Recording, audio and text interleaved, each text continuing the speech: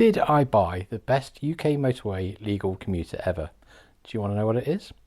I've always picked motorcycles to do a job for me. That job has always been primarily to commute to work. So stay with me and see if I bought the ultimate motorway legal commuter.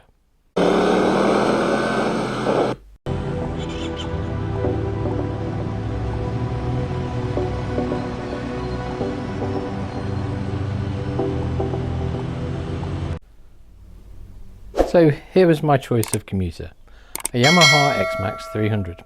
This is the first scooter I've owned rather than a full-blown motorcycle. I have ridden a couple of scooters in the past. This maxi scooter is a small single-cylinder 300cc engine and a CVT drive.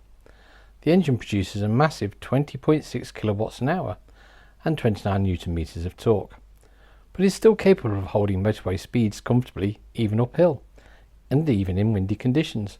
It will still hold its speed and has an impressive fuel economy. I'm currently averaging a mid to high 80 miles per gallon, and I've kept it below 55 miles per hour. I've even seen over 100 miles per gallon.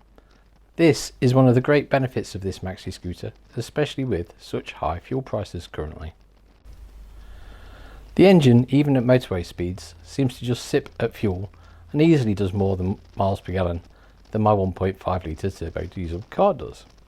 The 13 litre tank is a little small, but will certainly not have you stopping for fuel every day, even on a 50-mile round trip commute. The weather protection means you get to the office in a drier condition than a naked motorcycle.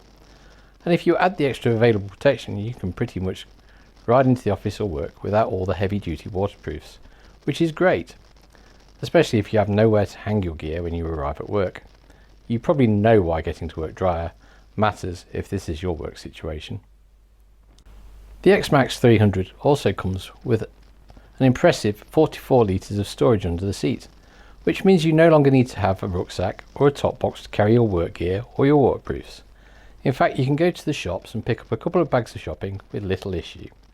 And regardless of what I've had in there due to the weight being low down, it has never seemed to affect the stability of the maxi scooter. Most motorcycles only have room for maybe your wallet and a small set of tools. The xmax is designed for practicality and is another great reason to buy. This bike comes equipped with traction control. But why do you need traction control on a 300cc motorcycle? The traction control cuts in as you have no clutch to feather or instantly cut the power to the rear wheel.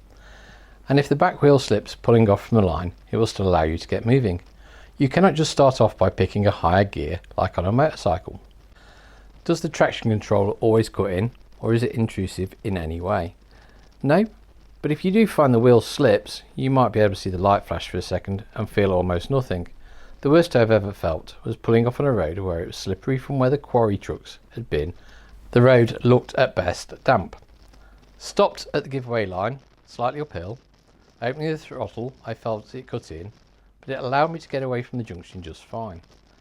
That junction is onto a 50 mile an hour speed limited road, so you have to be quite quick if traffic's coming. That junction, with the same conditions on a motorcycle, have very nearly dropped it before, as the back wheel has spun out to the side before I've managed to catch it. This is a safety feature that is most useful for those who just want to twist the throttle wide open as fast as possible and not lose control.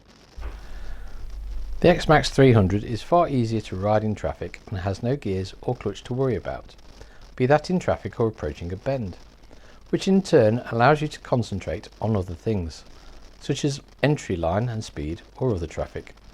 You're never in the wrong gear, so you will not need to count gears or look at your gear indicator ever again. The brakes are adequate. If not great, they will stop you.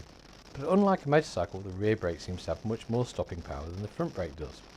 If you're coming from a motorcycle to a maxi scooter, you may find yourself grabbing that back brake and trying to change gear, as this would be the clutch on most motorcycles.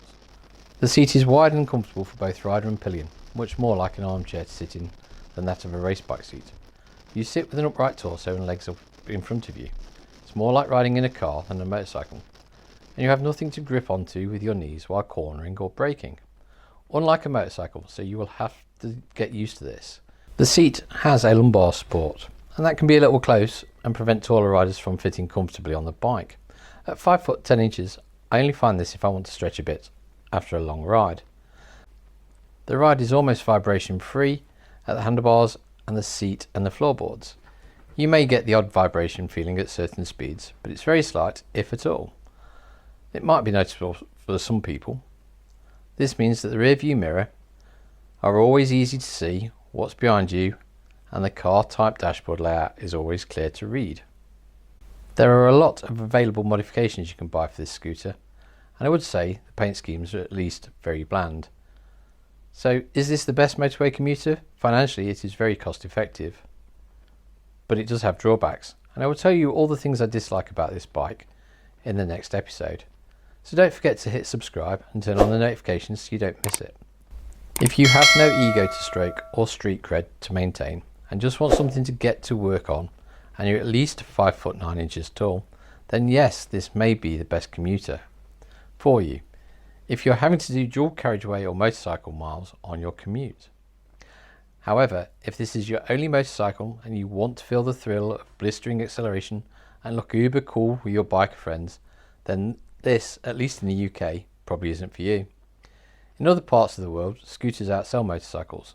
A maxi scooter or a moped may be a more practical option for your commute, and it may then mean you can run another motorcycle and not ruin your pride and joy riding in all weathers.